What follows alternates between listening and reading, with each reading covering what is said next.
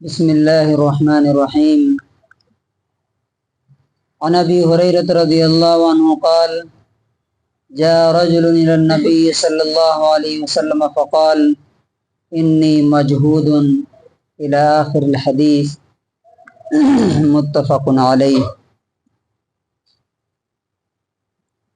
یہ بخاری کی 3798 نمبر حدیث ہے، جس میں یہ دکھایا گیا ہے کہ صحابہ کرام رضی اللہ عنہم اجمعین میں کون سی وہ اعلیٰ صفات اور اچھی عادتیں تھیں جن کی وجہ سے اللہ تعالیٰ نے ان کو فرمایا کہ رضی اللہ عنہم و رضوان، اللہ ان سے خوش ہو گیا. کس وجہ سے کہا؟ اس میں سے ایک عادت یہاں پر ذکر کی گئی ہے. وہ کیا ہے؟ آپ اکثر انسانوں کو دیکھتے ہیں کہ ہر انسان دوسروں سے لینے کی کوشش کرتا ہے، اور ضرورت ہو تب بھی، نہیں ضرورت ہو تب بھی، یا جو ہے وہ بچا کے رکھنا چاہتا ہے. اور ایک لیول ہے جو سب سے ٹاپ لیول، کہ انسان کو خود کی ضرورت ہے لیکن وہ اپنی ضرورت کو دبا کر کے دوسروں کی ضرورت پوری کرتا ہے. یہ سب سے ٹاپ لیول ہے انسانیت کا. تو حضرت ابو ہریرہ رضی اللہ تعالیٰ عنہ کہتے ہیں کہ جاء رجل الی النبی صلی اللہ علیہ وسلم، ایک آدمی نبی صلی اللہ علیہ وسلم کے پاس آیا. فقال، اور کہا: انی مجہود، میں بہت مصیبت میں ہوں، پریشان ہوں. فارسل الی بعض نسائہ، تو نبی صلی اللہ علیہ وسلم نے اپنی بیویوں کے پاس بھیجا کسی کو کہ جا کر کے وہاں سے کچھ ملو تو لے کے آؤ. فقالت، تو انہوں نے کہا: والذی بعثک فی الحق بالحق، اس اللہ کی قسم جس نے آپ کو سچ دے کر کے بھیجا ہے، ما عندی الا ماء، میرے پاس پانی کے علاوہ کچھ نہیں ہے. ثم ارسل الی اخری، پھر اپنے دوسری بیوی کے گھر بھیجا تو فقالت مثل ذالک، انہوں نے بھی یہی بات کہی، کیا؟ پانی کے علاوہ کچھ بھی نہیں ہے. حتی قلنا کلہن مثل ذالک، یہاں تک کہ ان کی تمام بیویوں نے، تمام وائف نے یہی بولا کہ ہمارے پاس گھر میں پانی کے علاوہ کچھ بھی نہیں. تو فقال النبی صلی اللہ علیہ وسلم، نبی صلی اللہ علیہ وسلم نے کہا: من یضیف ھذا اللیلۃ، آج کون اس کی میزبانی کرے گا، یعنی یہ آدمی کو کون اپنے یہاں مہمان رکھے گا. فقال رجل من الانصار، ایک انصاری صحابی نے کہا کہ میں. فانطلق به الى رحلہ، اور وہ اس کو لے کر کے اپنے گھر گئے. وقال لامراتی، اور اپنے بیوی سے پوچھا: هل عندك شيء، کیا تمہارے پاس کچھ ہے؟ فقالت، تو اس نے کہا: لا الا قوت صبیانی، نہیں بس بچوں کے کھانے کے لیے کچھ ہے، ہمارے بھی کھانے کے لیے نہیں ہے، بچوں کے کھانے کے لیے ہے. تو قال، انہوں نے کہا: فعللیہم بشیء واذا ارادوا العشاء فنومیہم، ان کو ذرا کھلاؤ، بہلاؤ، پھسلاؤ، جب وہ رات کا کھانا، ڈنر کھانے کی کوشش کریں گے، مانگیں گے، تو ان کو سلا دینا کسی طرح. تو وَإِذَا دَخَلَ ضَيْفُنَا، اور جب ہمارا مہمان آئے گا کھانے کے لیے، فَأَطْفِئِ السِّرَاجَ، تو چراغ بجھا دینا. وَأَرِيهِ أَنَّا نَأْكُلُ، اور یہ دکھانے کی کوشش کرنا کہ ہم لوگ کھانا کھا رہے ہیں، ایکٹنگ کریں گے خالی کھانے کی.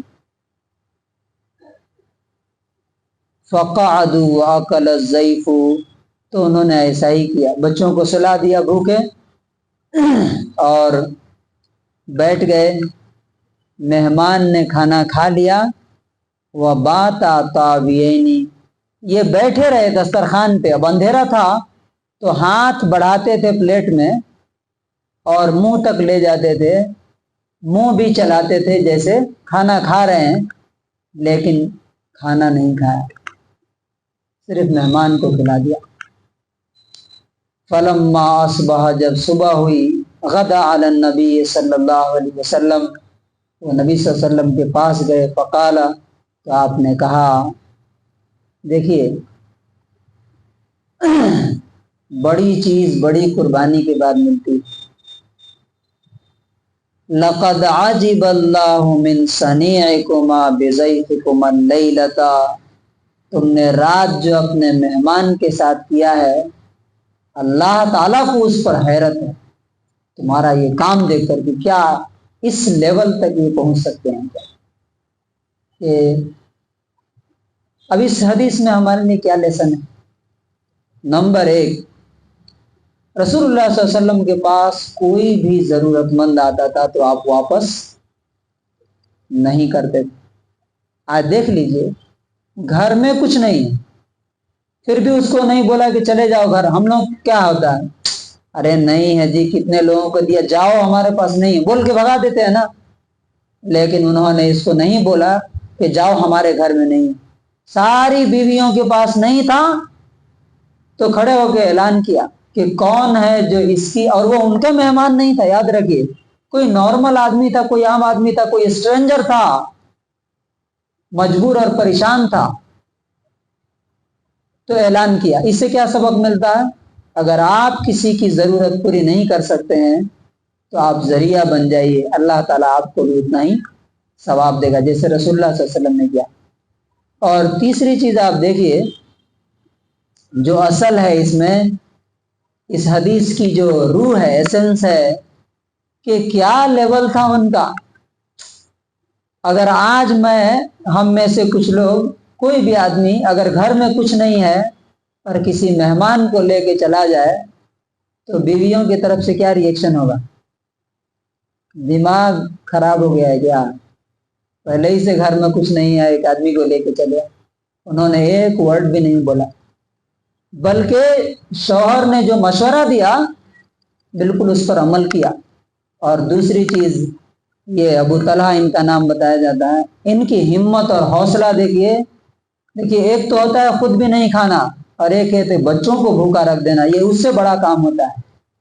یعنی خود آدمی بھوکا رہ سکتا ہے، یہ کوئی بڑی چیز نہیں ہے، کیونکہ اسٹیمنا رہتا ہے بڑے لوگوں میں، لیکن اپنے بچوں کو اپنے سامنے بھوکا سلا دینا، یہ انسان کے برداشت سے باہر کی چیز ہے۔ لیکن اللہ کی محبت اور اس کے رسول کی محبت کیسی تھی کہ خود بھی بھوکے سو گئے اور بچوں کو بھی بھوکا سلا دیا، اور ایکٹنگ کر کے کہ ہم کھانا کھا رہے ہیں، دکھا کر کے کہ مہمان کو ایسا نہ لگے کہ یہ لوگ بھوکے سو گئے، مہمان کو معلوم بھی نہیں ہوا کہ یہ لوگ بھوکے سوئے ہیں اور بھوکے سو گئے۔ تب اللہ تعالیٰ نے آیت اتاری، وَيُؤْثِرُونَ عَلَىٰ أَنفُسِهِمْ وَلَوْ كَانَ بِهِمْ خَصَاصَةٌ، یہ لوگ اگرچہ خود کی ضرورت ہوتی ہے، خود بھوکے ہوتے ہیں، ضرورت مند ہوتے ہیں، لیکن اس کے باوجود اپنی ضرورت کو دبا کر کے دوسروں کی ضرورتیں پوری کرتے ہیں۔ قیامت تک کے لیے اللہ تعالیٰ نے ان کا نام امر کر دیا، جہاں بھی یہ آیت کی تفسیر لکھی آپ کو ملے گی وہاں ان کا نام آتا، اور آپ نے اس سے پہلے بھی شاید یہ حدیث سنی ہوگی۔ تو ہمیں بھی دیکھنا چاہیے کہ ہم کہاں کھڑے ہیں۔ اس کو عربی میں بولتے ہیں ایثار۔ ایثار عربی کا ایک ورڈ ہے جس کا معنی ہوتا ہے کہ خود کی ضرورت چھوڑ کر کے دوسروں کی ضرورت پوری کرنا، یہ ٹاپ لیول ہے۔ اللہ تبارک و تعالیٰ سے دعا ہے کہ ہمیں بھی یہ خصوصیت اور یہ صفت اور یہ نیکی اور یہ مقام اور یہ اسٹیٹس نصیب فرمائے۔